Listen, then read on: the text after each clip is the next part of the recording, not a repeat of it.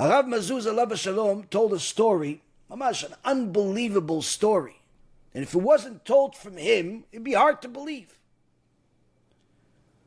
About a terrorist that made two Jews do Teshuvah. A terrorist, a killer, a murderer, made two Jews do Teshuvah. When? On October 7th. On October 7th, the terrorism that infiltrated Israel is never going to be forgotten. Among all of the people there was a brother and a sister. This brother and sister were caught by the Hamas terrorists, and they were going to take them as hostages, like they did with hundreds of others. As these two are sitting on the floor waiting for the terrorists to do what they want with them, the brother and the sister are crying to each other. And the brother says, I can't believe we're here. Why did we stop keeping Shabbat? Why?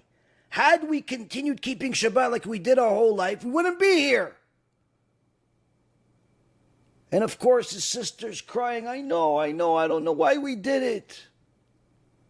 And to their surprise, the terrorist murderer looks at them and says, you keep Shabbat?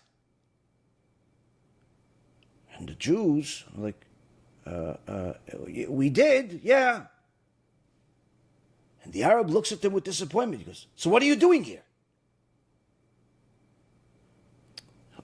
Now they're even more confused. Since when does a terrorist care about Jews keeping Shabbat?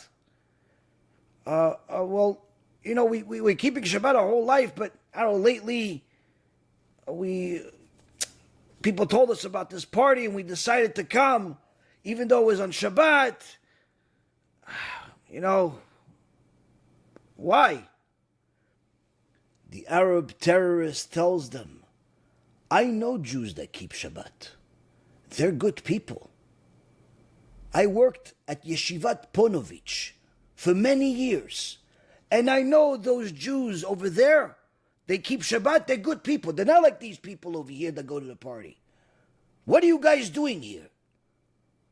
Of course, there's nothing that the young boy and girl can say other than wanting to literally go into a hole into the ground out of shame, aside from fear.